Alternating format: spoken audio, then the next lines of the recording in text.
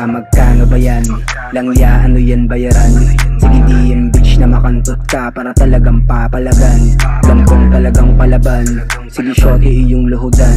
Kung malunod ka sa tamod ko bitch para talagang puputukan. Like puputukan tong hobo. Sige lang bitch slow mo.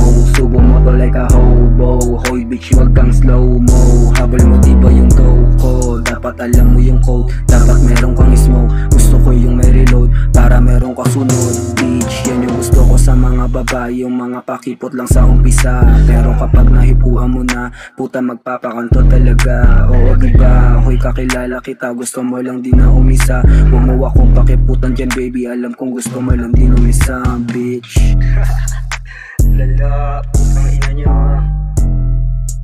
Say less bitch.